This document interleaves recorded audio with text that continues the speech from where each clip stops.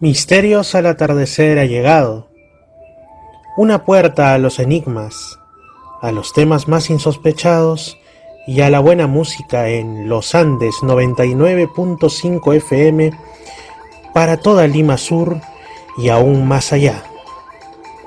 En la conducción, Fernando Chapi Martínez. Sean bienvenidos a Misterios al atardecer.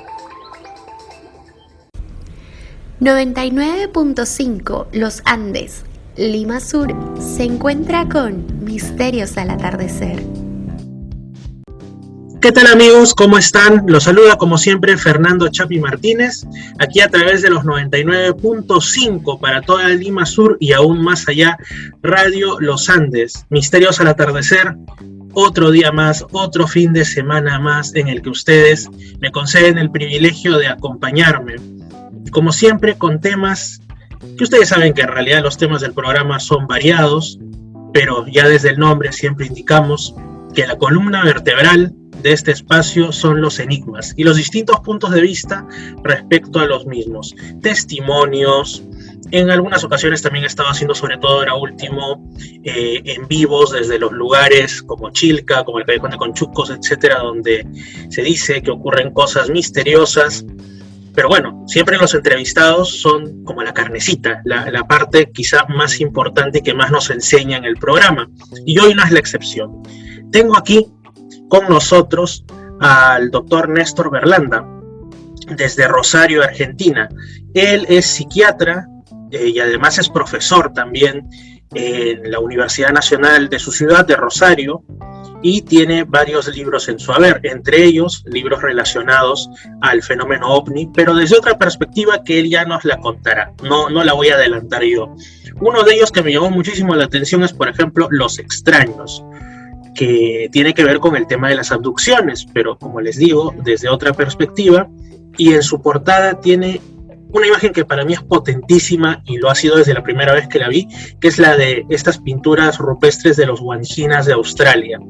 También él tiene que ver con, ustedes habrán escuchado probablemente Testigo de Otro Mundo, este testimonio, esta película que está disponible en Amazon Prime. Y bueno, en realidad con bastantes cosas más de las que ya iremos conversando. ¿Qué tal, doctor Néstor? ¿Cómo está? ¿Qué tal? Buenas noches, Fernando. Muy bien, muy bien. Bueno, quizá podríamos empezar en realidad con algo retrotrayéndonos en el tiempo. Tengo entendido que usted formó parte del CIFO, el Centro de Investigadores del Fenómeno OVNI, allá por inicios de los 90 en su país, y que sobre todo era algo novedoso para la época, ¿no? La denominada ufología racional, que ahora quizá, digamos, haya otras personas que estén discurriendo en sus pensamientos por ese tipo de enfoque, pero para el momento era completamente novedoso.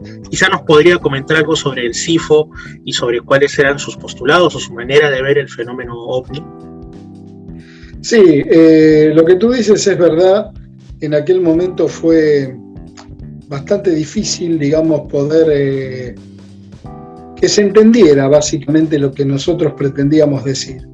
Fundamentalmente porque para los escépticos teníamos alguna concepción un tanto mística, y para los que adherían a la hipótesis extraterrestre, nosotros éramos escépticos porque obviamente no pensábamos que los ovnis eran extraterrestres.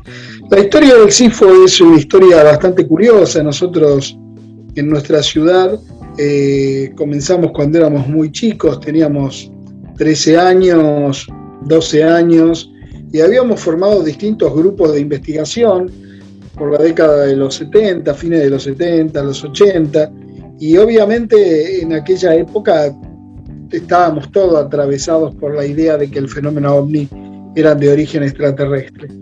El tiempo fue pasando, nosotros fuimos creciendo y los grupos, que eran de varios individuos, se fueron separando y quedamos cada uno interesados en el tema. Y fue así que vino una generación más joven de investigadores, Diego Viegas, Andrés Torres, Juan Marcelo Encalada, que verdaderamente lo que hicieron ellos fue justamente nuclearnos, o mejor dicho, proponernos que nos juntáramos todos, digamos, en una sola institución y que pudiéramos retrabajar lo que se sabía sobre el tema de los ovnis. Aceptamos la propuesta y obviamente nos unimos, y allí empezamos a tomar otra dimensión de lo que era el tema ovni.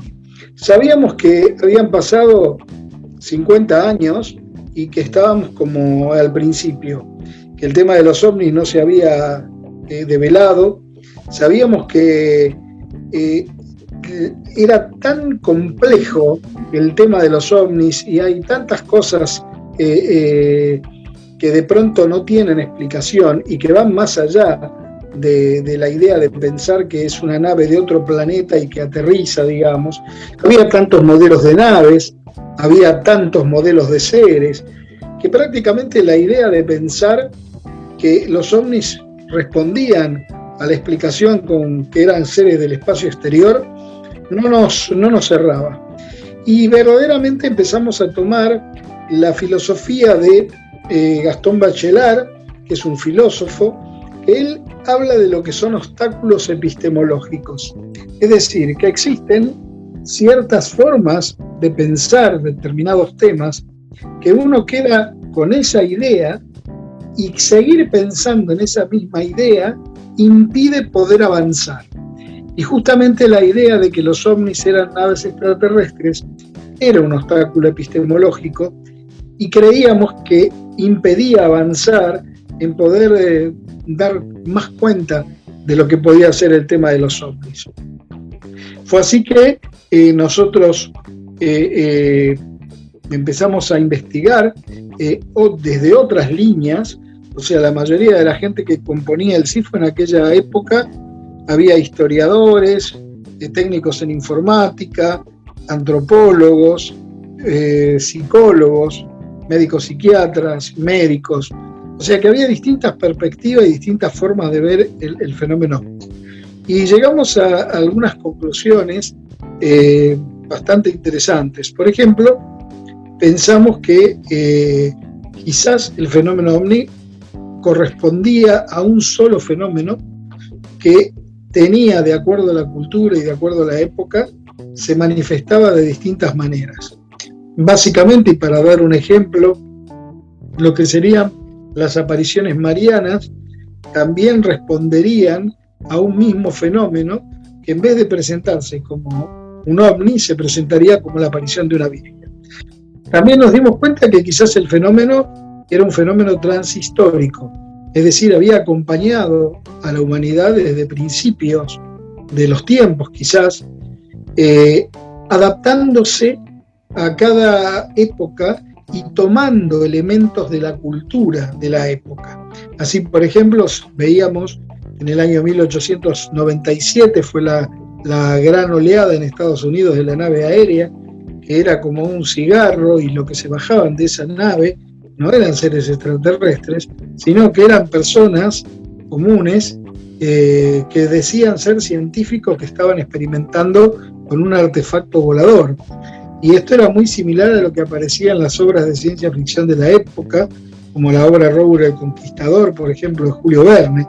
Pero el tema es que se veían, o sea, no era simplemente una invención, sino que la gente veía esos artilugios voladores. O por ejemplo, cuando la gente empezó a asociar a la posibilidad de que el fenómeno ovni tuviese un origen extraterrestre, lo primero que se pensó era que eran probablemente originarios del planeta Marte. Y el fenómeno ovni respondía a esas características, es decir, había mayores oleadas cuando había épocas de acercamiento del planeta Marte a la Tierra, lo cual corroboraba esta idea. A medida que fue habiendo nuevas investigaciones científicas y se vio que Marte es lo que hoy sabemos que es y que no hay una civilización en Marte, el fenómeno ovni dejó de responder justamente a estos acercamientos del planeta Marte. Es decir, cada paso que daba la cultura, el fenómeno también se adaptaba a eso. Y eso nos llevó a pensar de que justamente quizás haya algo mucho más amplio, mucho más grande detrás del fenómeno ovni y que se va manifestando de distintas maneras de acuerdo a la cultura. Y hay una forma de poder quizás acercarse más a esto y que tiene que ver con los estados no ordinarios de conciencia o los estados modificados de conciencia, que son estados particulares que también han estado presentes a lo largo y a lo ancho de la historia de la humanidad, y que es que hay gente, digamos, que tiene el mapa para transitar esos estados, y son justamente los denominados chamanes o médicos tradicionales de las distintas etnias y las distintas culturas que han estado presentes desde hace más de 40.000 años, cuando apareció el chamanismo. Se sabe hoy que hace más de 40.000 años, y estas personas tienen la capacidad de entrar en estos estados particulares de conciencia, y estos estados particulares de conciencia los llevan a percibir otra parte de la realidad o ver un aspecto que nosotros solamente vemos un pedacito chiquito, pero la realidad es mucho más amplia.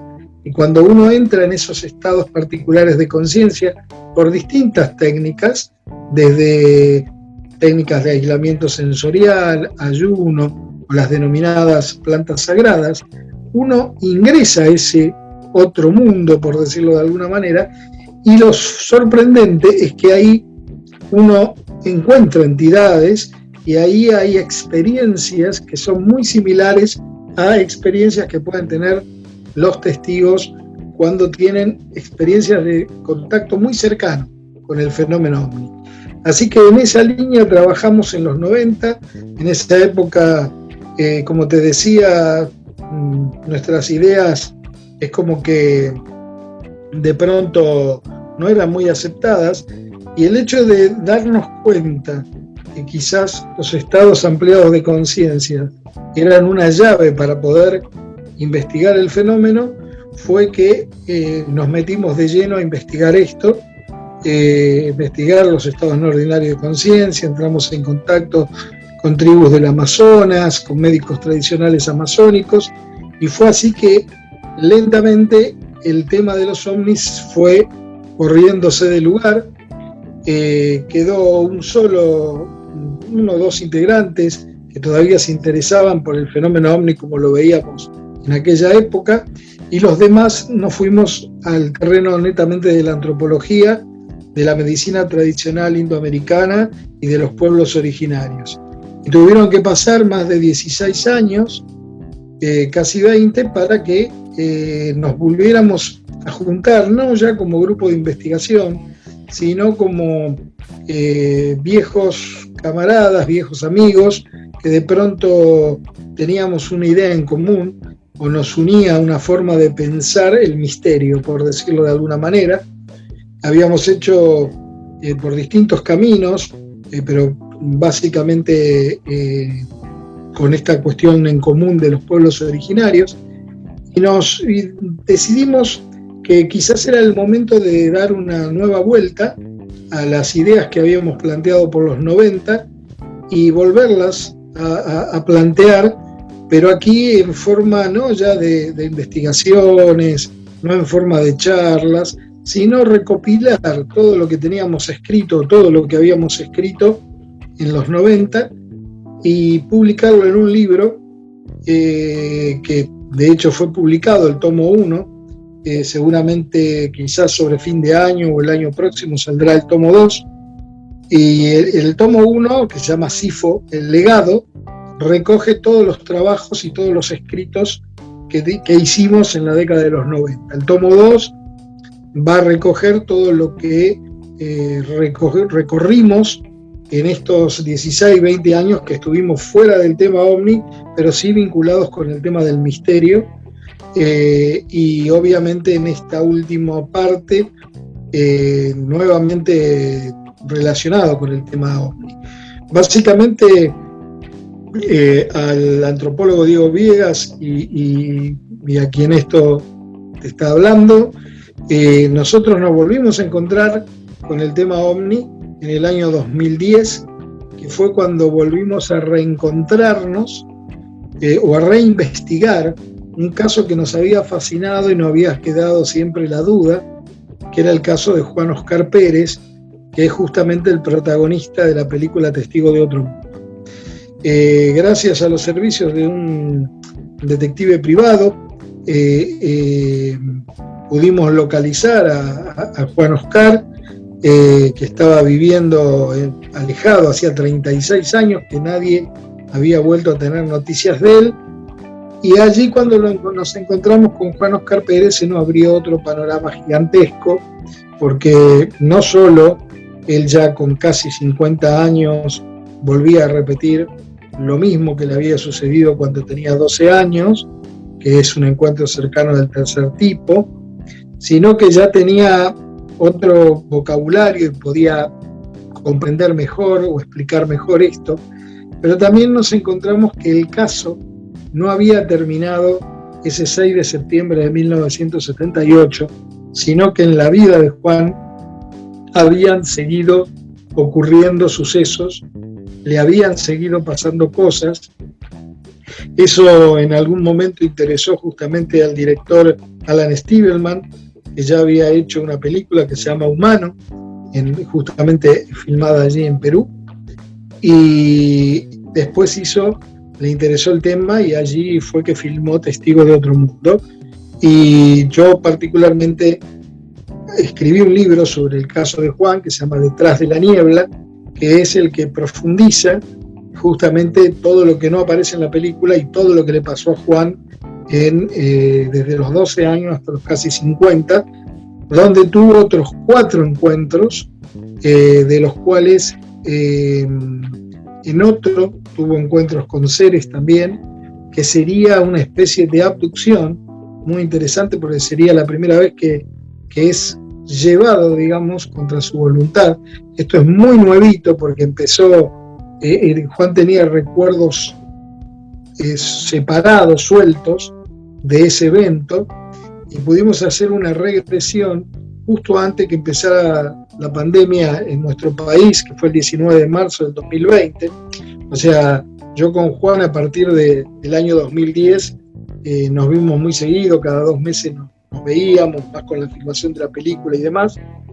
Pero bueno, ahora hace bastante tiempo que no nos volvimos a encontrar. Él vive a 250 kilómetros de aquí, de mi ciudad.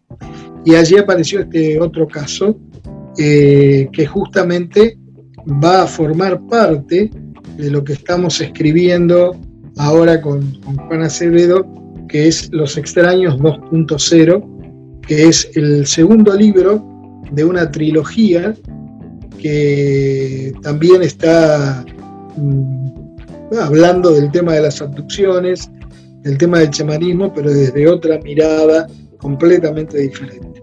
Nosotros creemos que el fenómeno de abducción es un fenómeno real, pero no está directamente vinculado al tema de los ovnis, sino que está más vinculado al tema del chamanismo, y está vinculado justamente a el encuentro con esas entidades que uno puede percibir en estados particulares de conciencia y que están dibujadas también en las distintas pinturas rupestres a lo largo y a lo ancho del mundo, como por ejemplo la que ilustra la versión española de Los Extraños, que son los guanchinas que vos mencionabas anteriormente.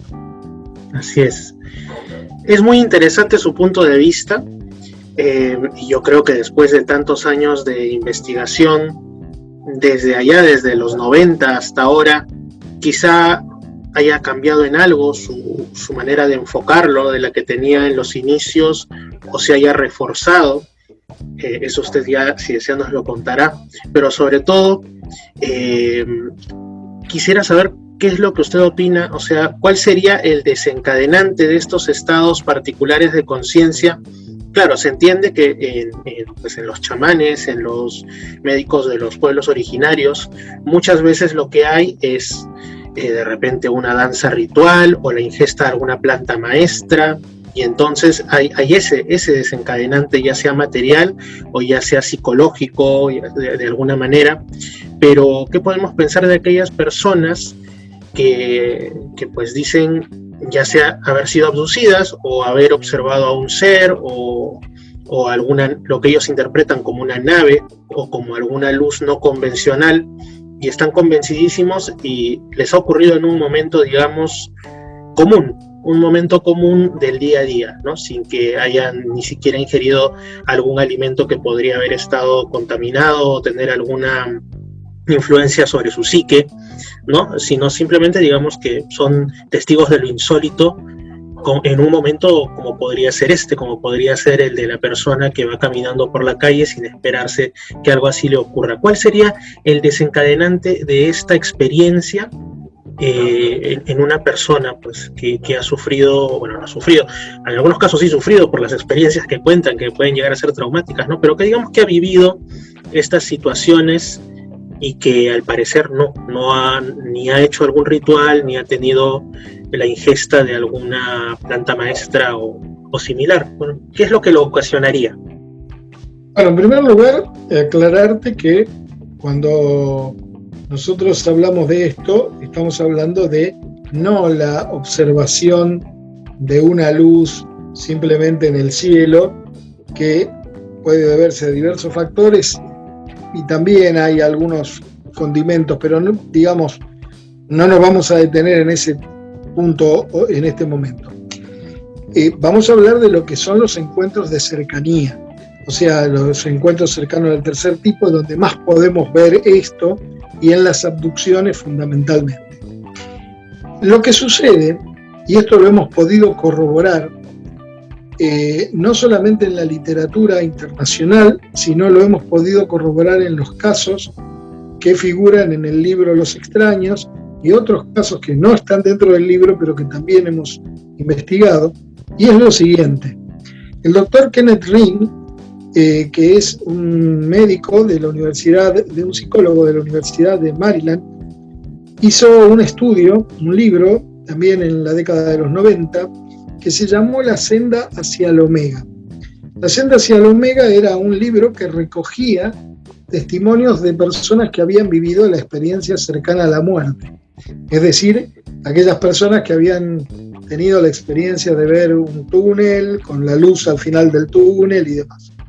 Lo que él descubrió es que esas personas, todas, tenían evidencia de haber sufrido durante su infancia, que es cuando se va forjando la personalidad, digamos que cuando el niño va empezando a socializarse y va empezando a ver el mundo como lo concebimos o como lo vemos nosotros hoy de adultos, ha sufrido alguna experiencia traumática, ya sea algún tipo de abuso, una enfermedad, una pérdida, algo traumático que ha hecho que ese niño adquiera una gimnasia como para separarse de la realidad que estaba viviendo, que era muy tremenda en ese momento.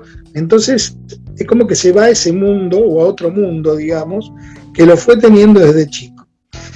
No se quedó ahí el doctor Ring, sino que después hizo un segundo libro que se llama El Proyecto Omega, donde comparó aquellas personas que habían tenido experiencias cercanas a la muerte con aquellas personas que decían haber sido abducidas, y encontró el mismo patrón: personas que de niño habían tenido una infancia traumática. Esto que fue corroborado en los casos de Estados Unidos, investigado por el doctor Ring, lo pudimos corroborar en los casos que nosotros investigamos. De hecho, por la exposición que he tenido en este último tiempo en distintos medios, hoy día me llegan al consultorio. Yo trabajo de médico psiquiatra, no solamente me dedico a investigar esto. Hoy me llegan al consultorio muchas personas que, justamente como tú dijiste, tienen o encuentros con lo insólito, encuentros con el misterio o experiencias que no pueden explicar con lo que hoy resultaría el sentido común. Y una de las preguntas que le hago a esas personas justamente es cómo fue su infancia, y encontramos exactamente también el mismo patrón de una infancia traumática, que desde el punto de vista psicológico permitiría la disociación para poder justamente entrar en estas otras realidades. Pero esto no va solo desde el punto de vista psicológico, sino que hemos comprobado, y hay estudios, afortunadamente en estos últimos 10 años hay muchos estudios al respecto, de que esas sustancias que están fundamentalmente en muchas de las plantas sagradas, nosotros tenemos la más poderosa de todas, la tenemos en nuestro cerebro. Nuestro cerebro fabrica una de estas sustancias que nos permite acceder a esa otra porción de la realidad. Esa sustancia es la dimetiltriptamina, DMT. La DMT se fabrica a nivel cerebral, se fabrica a nivel de los pulmones, y esa sustancia, cuando está en determinada cantidad, provoca experiencias naturalmente en estas personas que tienen esta predisposición y viven este tipo de experiencia porque les permite justamente acceder a estos otros mundos, por decirlo de alguna manera. Y también lo que hemos vinculado, y respondiendo más claramente a tu pregunta, es que las situaciones de estrés, personas que ya tienen esta predisposición, es decir, desde el punto de vista psicológico, tienen la capacidad de disociarse. Desde el punto de vista biológico, genéticamente, tienen una mayor producción de dimetiltriptamina que una persona normal. Cuando hay alguna situación de estrés, que sabemos que el estrés, por un mecanismo que proviene con los corticoides y demás, aumenta la producción de DMT, serían los momentos en los cuales estas personas tienen este tipo de experiencias. Y a su vez, cuando tienen este tipo de experiencia, es como que se produce un circuito de retroalimentación que este tipo de experiencia hace que a su vez fabriquen mayor cantidad de DMT y que llegue un momento que eso lo vayan transmitiendo desde el punto de vista genético a las generaciones. Y esa sería la explicación por qué tenemos familias enteras de abducidos que ha venido de generación en generación y por qué lo vemos claramente también en el chamanismo, que es el famoso linaje chamánico, es decir, que lo han tenido de padres a hijos, que sería una condición psicobiológica que le permitiría a estas personas acceder a estos estados, y estos estados a su vez les permitirían ver otra parte de la realidad que habitualmente no vemos. Bien, si tomamos en cuenta entonces como válidos los postulados del Dr. Ring, resultaría que, y esto es completamente novedoso para mí, estoy seguro que también para muchos de los que nos escuchen, hasta cierto punto, ciertas, valga la redundancia, ciertas personas que tienen estos encuentros con supuestos ocupantes de ovnis o pasan por abducciones y que en ocasiones llegan a ser, digamos, reiteradas, no solamente cuestiones aisladas, sino que tienen una y otra vez los mismos, por ejemplo, los casos de visitantes de dormitorio y otros, ¿no? Tan conocidos sobre todo en los últimos años, resulta que podrían ser curados, por decirlo así, porque si se debe pues a un trauma o algún evento particularmente marcante en la lejana infancia, pues con tratamiento psiquiátrico y psicológico podrían llegar a ya no tener más esas experiencias en tal caso. Esto es algo que para muchos puede resultar ya sea chocante o pueden decir que cómo es posible que se tomen así, pero para mí me resulta muy muy interesante, sobre todo porque pues son casos que se han probado. A ver, hay algo que es importante aclarar. Ni el doctor Ring ni yo estamos diciendo que estas experiencias sean producto de una creación mental, sino que esa sustancia o esa predisposición le permite percibir una parte de la realidad que nosotros no percibimos. Es decir, tienen una visión ampliada de la realidad. Para decirlo en un lenguaje vulgar, no es el otro mundo el que viene a ellos, sino que ellos entran en el otro mundo.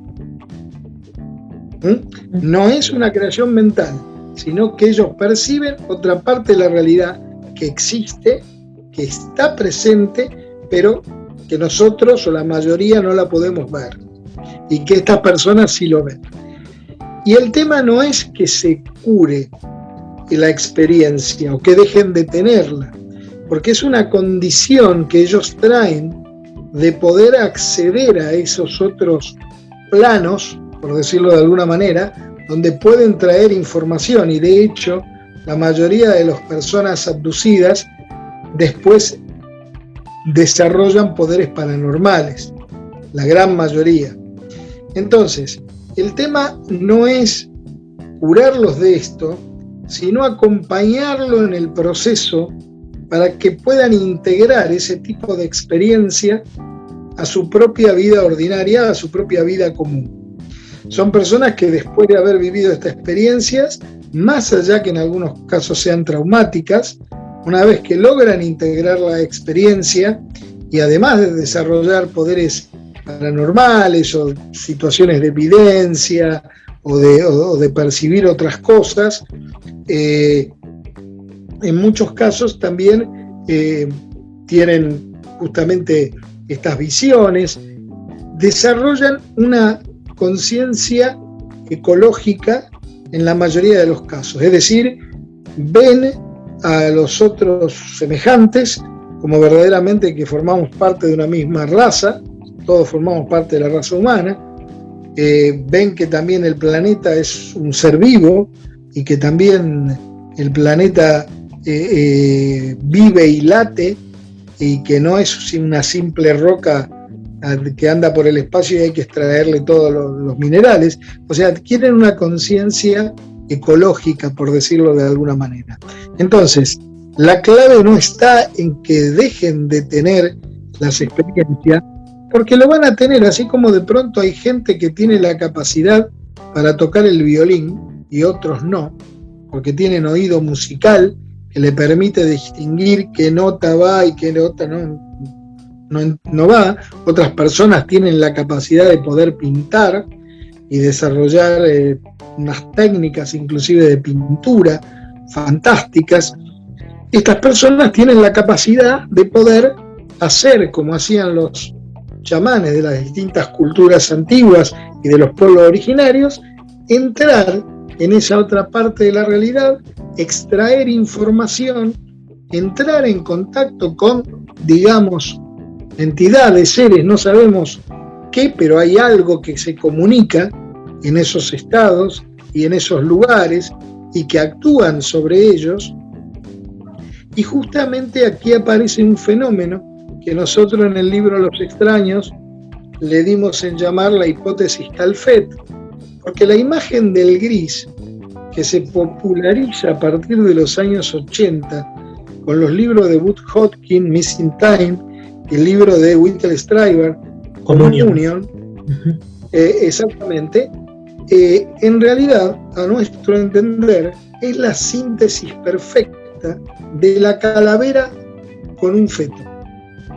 Los ojos negros que tiene el feto a las 7 u 8 semanas, sin nariz, piel grisácea, sin boca, brazos más largos, lo mismo que un esqueleto. Imagínense un esqueleto, la cuenca de los ojos, sin boca, sin nariz, sin orejas, del mismo color grisáceo también. La síntesis de la calavera feta, a lo cual nosotros le damos en llamar la hipótesis Calfett, está representando en esos seres el proceso que se produce en la psiquis del individuo que atraviesa la experiencia de abducción, que es un proceso de muerte y renacimiento, que es el mismo proceso que sucede en lo que es una iniciación chamánica. En la iniciación chamánica, aquel que va a ser el chamán, aquel que va a ser el que va a poder contactarse con los espíritus de acuerdo a la concepción de los pueblos originarios, atraviesa un proceso de muerte, muere simbólicamente hablando a la antigua forma de percibir el mundo y renace con una forma distinta y renace también con poderes, por decirlo de alguna manera, que les va a permitir ayudar a su pueblo, ¿no? Lo mismo sucede con aquella persona que fue abducida.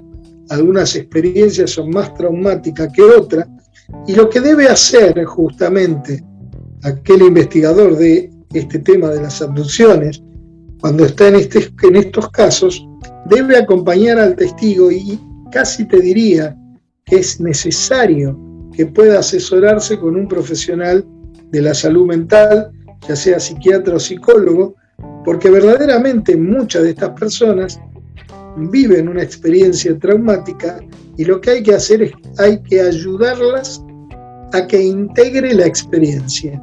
¿Qué es integrar la experiencia? Es decir, que este hecho que me pasó, pero veo qué puedo sacar de provechoso por esto, por más traumático que haya sido. De hecho, en las iniciaciones chamánicas se siguen los mismos pasos que tiene una persona que es abducido. El que va a ser chamán es llevado a una habitación que está iluminada, que no se ve de dónde sale la fuente de luz, le insertan objetos en el cuerpo. En la mayoría de los casos, y por ejemplo los chamanes australianos, le insertan cristales de cuarzo, sufren desmembramiento, es decir, como que le abren el cuerpo y le cambian los órganos. Esto también tenemos casos de abducciones que viven exactamente lo mismo. Incluso con el tema de los cristales de cuarzo, a los que se les ha dado tanta importancia, sobre todo a raíz de la cultura nueva era, ¿no? De los 60, 70, y que también hay abducidos que hablan del supuesto poder. Por ejemplo, aquí en Perú, unos grupos de personas que dicen tener contacto con estos seres, ellos dicen los cristales de cesio para poder comunicarse o que les son entregados, ¿no? O sea, interesante cómo se replica esto. Exactamente, porque nosotros creemos que se trata del mismo fenómeno adaptado al siglo XXI, o cuando empezó esto, que fue básicamente en el siglo XX, adaptado a la imaginería o la cultura del siglo XX. Además, si nos proyectamos hacia atrás en la historia, encontramos que el tema del rapto por entidades no humanas es algo muy frecuente en todas las culturas y en todas las mitologías. Hasta de hecho en la misma Biblia hay más de 7 episodios, tanto en el Antiguo como en el Nuevo Testamento, de rapto de profetas y que son llevados a los cielos. O sea, Ezequiel y Elías son 2 ejemplos de ello, por ejemplo. Y hay el carro de fuego y todo ello, sí. Los seres vivientes, sí. Exacto. O sea que, y tenés en la Edad Media el rapto por parte de las hadas y el rapto por parte de los duendes. O sea, hay historias donde tenés personas que son llevadas al reino de las hadas y las hadas no las dejan salir, y sufren determinado tipo de vivencias en ese mundo de las hadas. O sea, es muy común el tema del rapto. Ahora bien, el rapto por entidades inhumanas es común, está en todas las culturas. La abducción se vincula más a la cuestión chamánica, porque la persona no solamente es raptada, sino que ya vuelve con un determinado poder y vuelve con un determinado rito. También es muy común ver que los ojos de los grises lo vamos a encontrar en las distintas culturas. Son los ojos grandes, abiertos, y si vos empezás a repasar la cultura sumeria, hasta las culturas, por ejemplo, de nuestra América, vas a encontrar siempre los ojos grandes. Y los ojos grandes tienen que ver porque es la visión del otro lado, la visión de más allá de este mundo común que nosotros estamos viendo. Por eso el tema de los ojos. Son los ojos de la visión. O sea, son los ojos que ven más allá. Por eso lo tienen las antiguas culturas siempre. Es algo característico también del chamanismo, el poder de la visión, el poder de ver, y es común lo que le sucede a los abducidos, que los seres que ven tienen justamente los ojos, los mismos ojos que están en los antiguos pueblos. Pero no es porque esas figuras están representando extraterrestres que se comunicaron con esos pueblos en la antigüedad y los habitantes los dibujan. No tiene que ver con eso. Tiene que ver con lo que las personas percibían de ese otro lado y lo que las personas representaban cuando estaban mirando a ese otro lado. Entonces vos vas a encontrar esculturas de distintos tipos que algunos tienen los ojos grandes y otros no. Y hay deidades que tienen los ojos grandes y otras no. Y eso tiene que ver porque son los que tienen la capacidad de poder ver ese otro lado. Quizá también lo de los ojos negros y grandes tenga que ver con la dilatación de la pupila que ocurre en ciertos estados, ya sean lúcidos o no. Exactamente, totalmente, sí. Es lo que también me vino a la mente. Y bueno, aquí en Perú hay la mayoría de oyentes lo recordará, hay una pieza de orfebrería muy conocida prehispánica que se llama la Venus de Frías, que básicamente pues es, si no supiéramos que ha sido encontrado en la zona de Vicusa, al norte del Perú, y que su origen es prehispánico, alguien diría, este es un dibujo, es una imagen de un ser, como le llaman ahora los grises, o como tiene ciertas facciones un poco más humanas, este es un híbrido, ¿no? Que ha sido tan popularizado en la cultura ovni pop, vamos a llamarla así, ¿no? Porque es un personaje que tiene la cabeza achatada, un tanto grande hacia atrás y con los ojos también muy grandes, que quizás es lo que más impresiona de la fisonomía de esta figurilla. Y figurillas similares también han sido encontradas en Colombia, por ejemplo, y entonces ahí lo más fácil de hablar es, por ejemplo, claro, quizás han sido culturas que han estado en contacto y han replicado ritos imaginarios y demás, pero como bien dice doctor Berlanda, ¿por qué no pensar que esto puede venir de más allá, puede venir de la propia psique humana y las capacidades de ciertos individuos, sea de forma chamánica o no?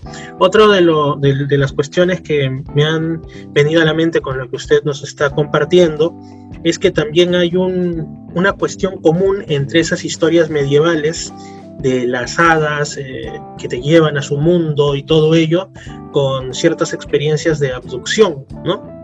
Y es la del tiempo perdido, porque se decía que en el reino de las hadas el tiempo transcurría de otra manera y que cuando regresaban las personas, pues había pasado mucho más tiempo del que ellos imaginaban. Y por ejemplo aquí en las cuestiones del fenómeno ovni, casos ufológicos como el del Cabo Valdés, es ese tema, ¿no? De que él supuestamente lo llevan en una nave y cuando él vuelve su reloj está adelantado un tiempo más del que debería y para él ha pasado un lapso de tiempo corto o mejor dicho más extenso, y en realidad el tiempo parece que no ha transcurrido igual en el lugar de su experiencia que ahí de donde él había sido llevado, ¿no? De donde había sido sacado.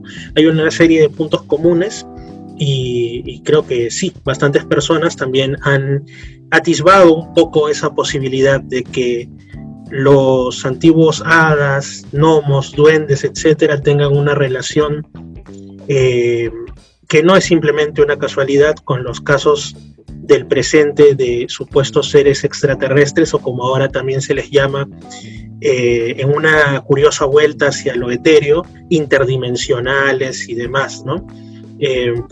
Pero la mayoría ha llegado solamente hasta ahí. En cambio, tanto usted como los integrantes del CIFO lo han llevado más allá, y eso es lo realmente valioso, ¿no? Continúe, por favor. No, que justamente te quería comentar dos cosas.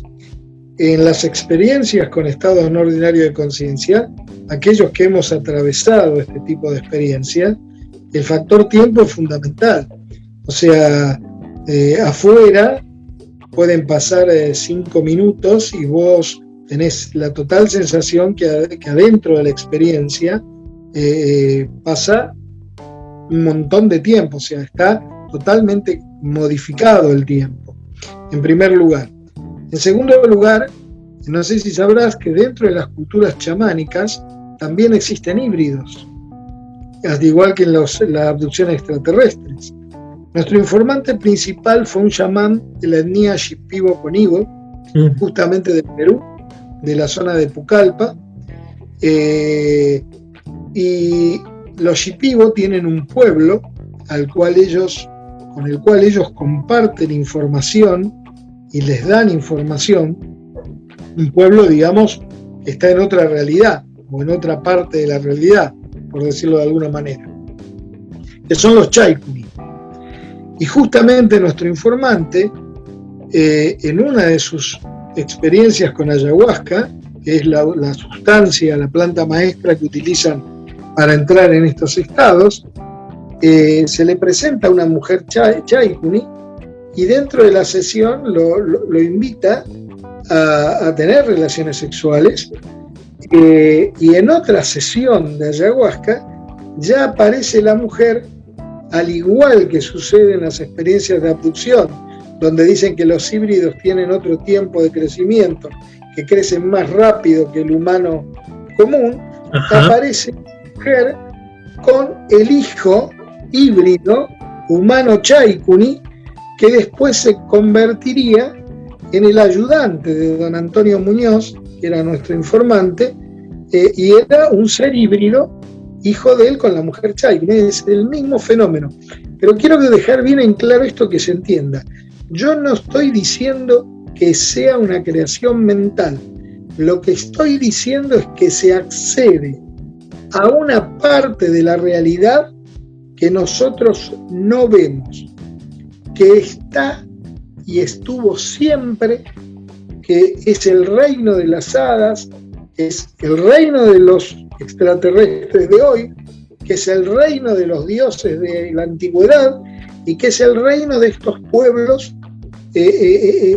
inmateriales que tienen todas las culturas del mundo. O sea, uno en estos estados particulares de conciencia accede a ese lugar, y en ese lugar Magonia, por decirlo en palabras del doctor Jacques Vallée, allí se produce la experiencia que hoy es una experiencia de abducción y que antiguamente era una experiencia de iniciación chamánica, porque obviamente los chamanes tenían eran comunidades pequeñas, cada comunidad tenía su propio médico tradicional o chamán, tenía la misión de guiar a su pueblo, ya sea para conseguir comida o para información o lo que fuese. Y los abducidos, quizás, con esta nueva conciencia con la cual despiertan después de la experiencia, esta conciencia ecológica, también tengan quizás la misión de dar un mensaje que no como los contactados de los 50, sino aquellos que atravesaron la experiencia y volvieron, y que son personas que tienen una visión distinta del mundo y la vida, verdaderamente. Y ese es el mensaje que quizás están transmitiendo, ¿no? O que tienen que transmitir. Así es, porque justamente uno de los rasgos más resaltantes de los casos de abducción más sonados es justamente el mensaje, no tanto quedarse, como muchos lo hacen y es lógico, es esperable, en la espectacularidad, digamos, del momento de la abducción, que si entraron en su habitación, que si es que iba por una carretera desolada, sino que vienen con un mensaje para ser una especie de emisarios, y casi siempre es un mensaje, pues, es cierto que en algunos casos fatalista, en algunos casos alguien podría decir que rondando con lo irreal y lo puramente imaginativo, pero en muchos casos también es un mensaje aplicable, ¿no? Un mensaje, digamos, un llamado de atención para aquel que lo quiera tomar y aplicar, que es el de que nuestro planeta pues no tiene recursos infinitos, el hecho de que seamos, digamos, la especie inteligente del planeta no quiere decir que vamos a despilfarrarlo como si fuese pues una mina inagotable, y esto realmente es quizá el mensaje que muchos pueden decir que es trillado, pero es el que más necesitamos escuchar como planeta y como especie en estos tiempos, y justamente es ahora cuando se presenta más este tipo de casos. Algo que también quería resaltar es que el hecho de esa otra realidad que existe y a la que acceden las personas que tienen estas experiencias, se parece mucho digamos, al mundo de los sueños, ¿no? Que sería también otro estado de conciencia donde a quién no le ha ocurrido que dice, wow, he tenido un sueño en el que pasó esto y conocí a una persona que ni sé por qué vi ese rostro y no sé, atravesamos una selva, un río, nos casamos todo, y de pronto alguien lo despierta y le dice, amigo, te has quedado dormido durante 2 horas, y la persona se imagina una serie de cosas que han transcurrido en otro nivel de temporalidad, ¿no? Porque es como que te está contando una pequeña vida en ese espacio de sueño, y ni qué decir aquellos que sueñan 2 o 3 veces en una noche. Es bastante interesante. Es que en realidad estos estados son estados intermedios entre los sueños y la realidad. Esto yo sé que es muy complejo de explicar, por eso justamente ahora lo estamos escribiendo en este segundo volumen del libro, porque uno teniendo el material escrito puede leerlo y releerlo y lo puede quizás interpretar de otra manera. Dicho así, muchas veces nos ha pasado que nosotros decimos una cosa y lo vamos viendo a veces cuando hay chat, que los que están chateando, digamos, no están interpretando lo que uno está queriendo decir.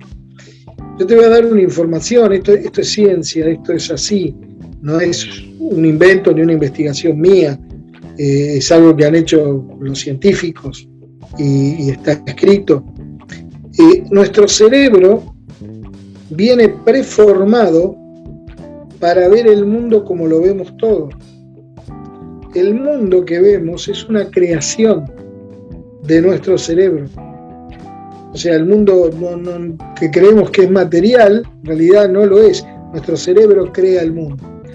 Lo que hacen nuestros sentidos es simplemente ajustar, cuando nosotros tocamos algo y demás, ajustar la percepción para darle más forma al mundo que ya viene preformado como especie, que es el mundo que todos concebimos, ¿no?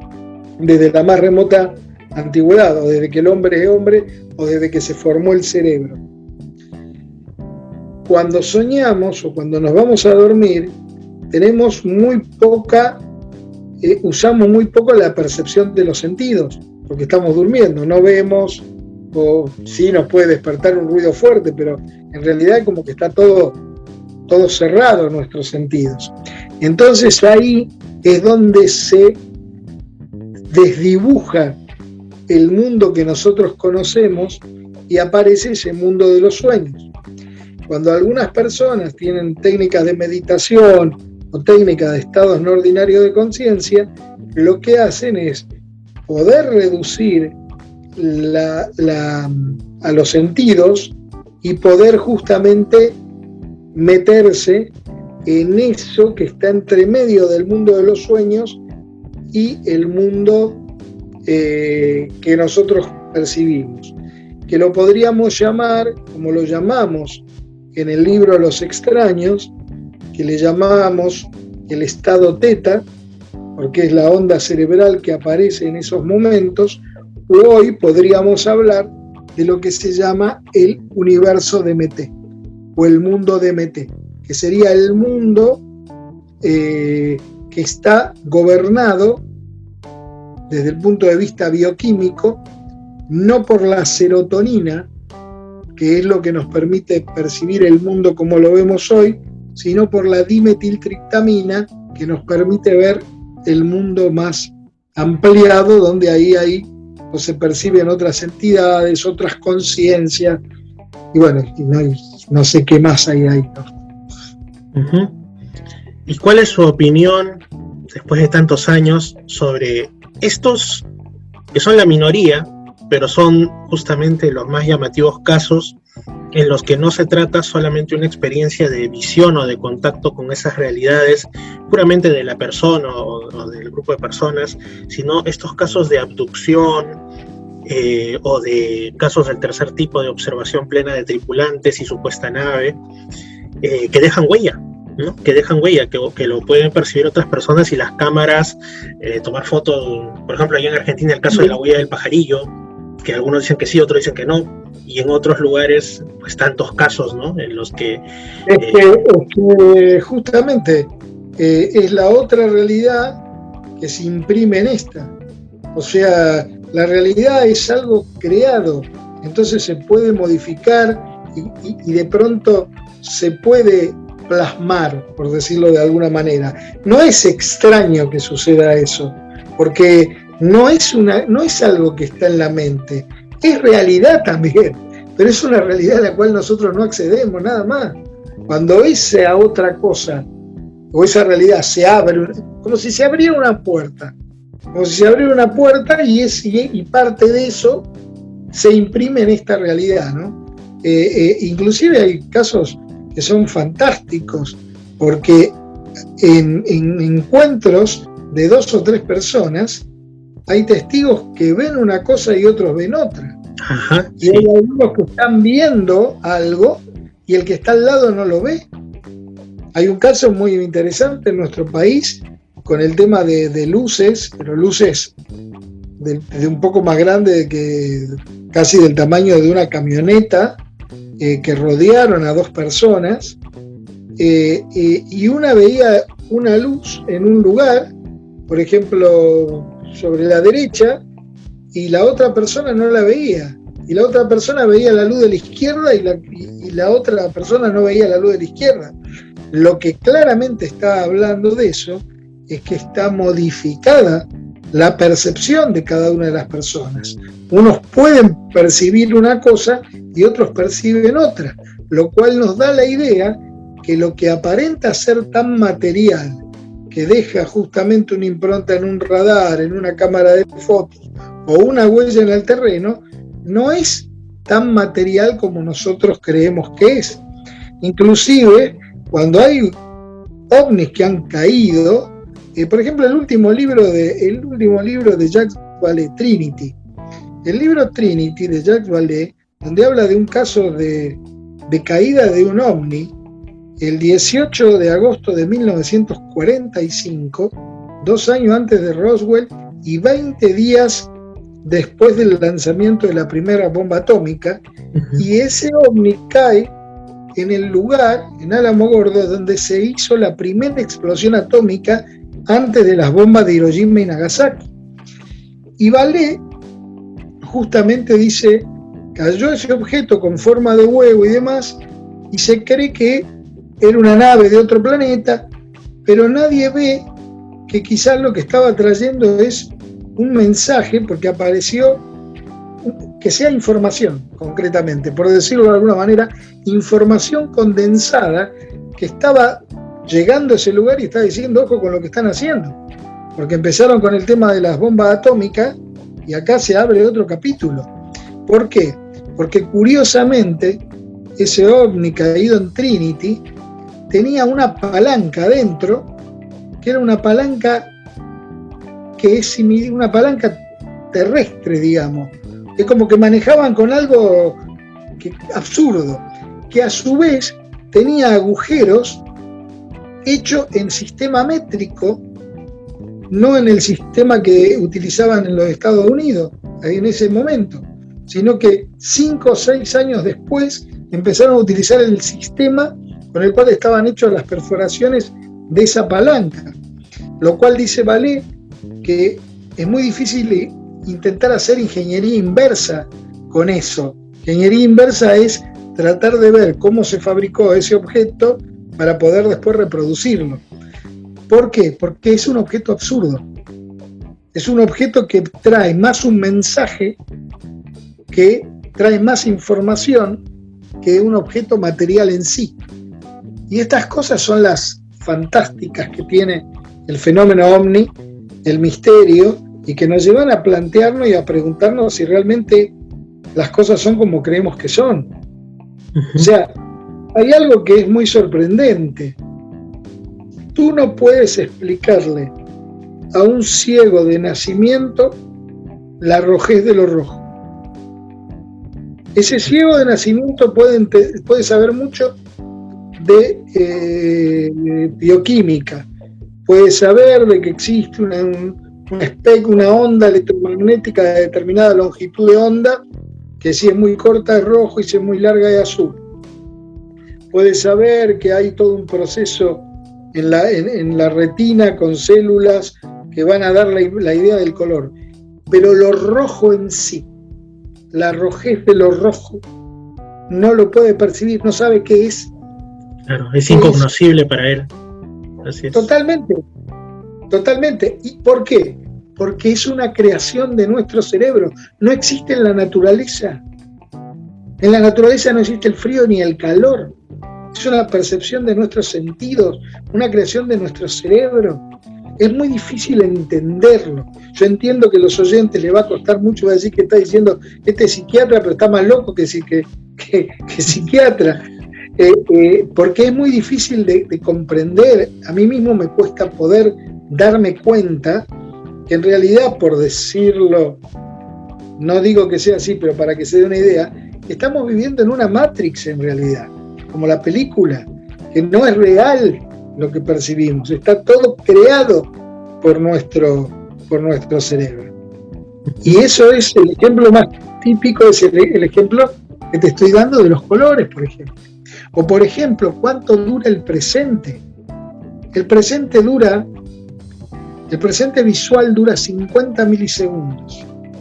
Y la duración del presente son 300 milisegundos, que es el tiempo que tarda en llegar la información sensorial a nuestros centros cerebrales, y nuestros centros cerebrales lo procesan y dicen lo que tengo delante mío es un celular. 300 milisegundos es la duración del presente. ¿Pero por qué dura eso el presente? Porque es el tiempo en que nuestro cerebro tarda en procesar la información. Nada más. Porque no existe tampoco ni el pasado, ni el presente, ni el futuro. Todo es nuestra percepción. Exactamente, y todo está sucediendo al mismo tiempo. Estamos naciendo y muriendo en el mismo momento, porque todo ya pasó. Pero nuestro cerebro nos da la idea de la flecha del tiempo, que el pasado está atrás y vamos hacia un futuro. Pero en realidad ya pasó en este mismo momento. Nuestro cerebro se encarga de repartirnos y cortarlo como si fuesen los vagones de un tren, para indicarnos que esto es nuestro presente, que hay un pasado y que vamos hacia el futuro. Pero en realidad ese tren está siendo visto desde arriba para el universo. Está todo visto en una misma lugar, la máquina y el último vagón. Lo que nos va a pasar en el momento que muramos y el vagón de atrás, que es el momento que nacimos y tenemos el pasado atrás. Todo forma parte de una creación de nuestro cerebro. Entonces, cuando nosotros podemos ampliar la percepción de lo que vemos hoy, justamente vemos otras cosas, aparecen los misterios y nos encontramos con las maravillas que están ahí, forman parte de lo mismo, forman parte de toda esta misma realidad, es todo lo mismo. Por eso, el final de Los Extraños 1, nosotros decimos los extraños somos nosotros, porque justamente todo forma parte de una misma cosa. No creemos que haya naves extraterrestres viniendo a visitar la Tierra, lo cual no quiere decir que no pensemos que haya otras civilizaciones y demás. Lo que estamos hablando es que dudamos que todo el fenómeno ovni lo expliquen naves extraterrestres viniendo a la Tierra. Y justamente, aún que apareciera una nave y bajara en la capital, en tu ciudad, en Lima, eso no quiere decir que explique o dé cuenta de todo el fenómeno. Excelente. Antes de terminar el programa, algo que me viene a la cabeza, justamente porque quien me acompaña en estos momentos es uno de mis gatos, es aquellas experiencias que yo las he escuchado incluso en personas del campo, personas, digamos, que han tenido experiencias también extrañas y que comparten igualmente su vida, en este caso con, digamos, animales también del área rural, y entonces ellos comentan, ¿no? Vi tal ser, tal sombra, tal aparición, o tal, más que un simple puntito en el cielo, sino un verdadero objeto, ¿no? Y ¿sabe qué? Me dicen, lo que me avisó fueron los animales. Es que primero ellos lo percibieron, parece, ¿no? El burro empezó a hacer bulla, las gallinas a cacarear, los perros a ladrar, el gato se alteró, y de ahí también vienen otras ideas, ¿no? Cuando las personas te dicen, oye, yo siento como que mi perro o mi gato ya en un entorno más urbanita, ¿no? Como que ellos, antes que yo viera, digamos, al fantasma, entre comillas, ellos se pusieron en guardia, también lo observaron, ¿no? O sea, tienen ojos de ver, como también se suele decir. ¿Qué opinión le merece esto, ¿no? Que esa otra realidad también en ocasiones parece que se muestra a estos otros. Se abre. Lo que no sabemos es si la abrimos nosotros o se abre, eso no te lo puedo decir. O sea, sabemos que existe cierta predisposición de algunas personas que pueden abrir la puerta, por decirlo de alguna manera. Lo que estuvimos hablando de la DMT y demás. Lo que no sabemos si cuando, por ejemplo, vos estás en una habitación y percibís otra cosa, es porque se abrió del otro lado o la abriste vos sin darte cuenta. La cuestión es que eso otro ingresó, y justamente los animales que están viendo más que lo que estamos viendo nosotros, porque esto está permanentemente. O sea, está permanentemente, nosotros no lo vemos. Ese es el gran tema. Los animales lo ven, es como que hay la famosa división de las dos Coreas, de Corea del Norte y de Corea del Sur, que hay un pedacito en el medio, intermedio, que si vos cruzás esa vereda está en Corea del Norte y está en Corea del Sur. Una vereda sería justamente la otra realidad, y esta otra vereda sería la realidad que nosotros percibimos, y en el medio existe justamente una calle, una pequeña franjita que a veces justamente hace que algo venga del otro lado, nosotros vayamos para el otro lado. Ese es el tema, pero está permanentemente, está siempre. Eso es lo que quiero decir. Es muy pequeño lo que no sabemos. Sabemos qué característica puede tener aquella persona que vive este tipo de experiencia, pero no sabemos también que quizás cuando hay una situación de estrés o una situación de crisis, se facilita el acceso a este tipo de cosas.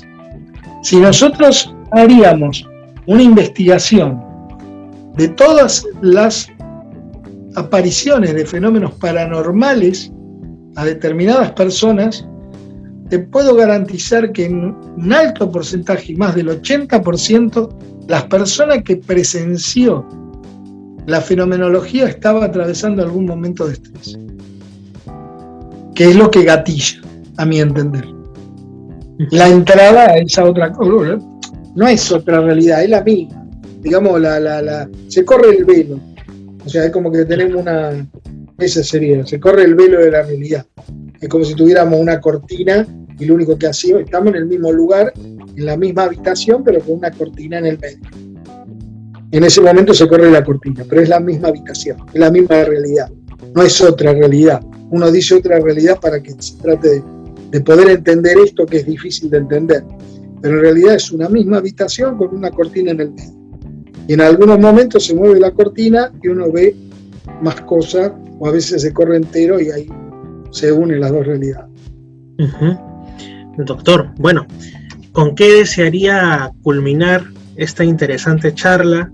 Quizá comentándonos así grosso modo de qué van Los Extraños. Ya lo hemos hablado en parte, ha hecho usted referencias a Los Extraños y nos ha comentado que viene Los Extraños 2.0, pero quizá una invitación a las personas a que lean estos libros. El primero ya está disponible, el segundo en cuanto lo esté, o alguna otra cosa con la que usted quisiera cerrar su intervención.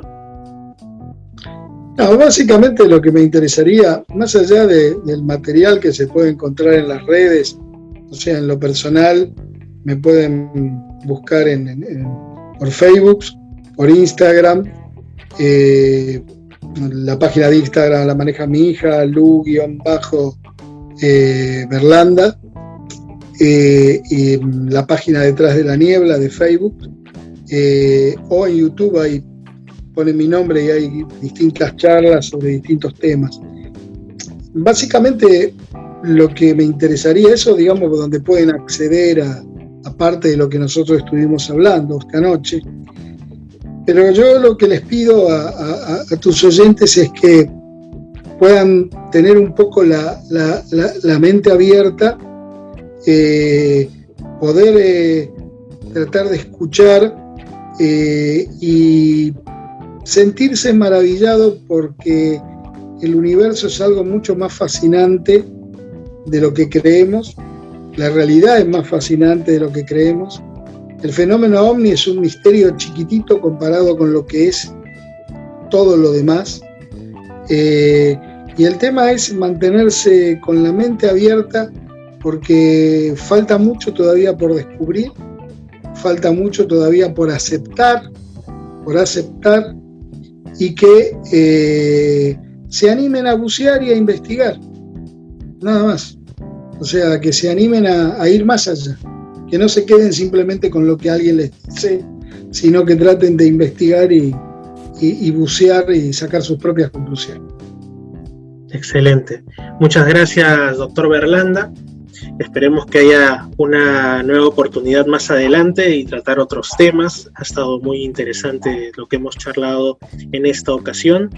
Y bueno, amigos, oyentes, ya han escuchado también que pueden ingresar a Detrás de la Niebla en Facebook o a Lu-Berlanda en Instagram, y por ahí enterarse, y por supuesto también en YouTube, buscando el nombre de Néstor Berlanda, de más información sobre estos y también sé que sobre otros temas, ¿no? Muchas gracias nuevamente, doctor Berlanda.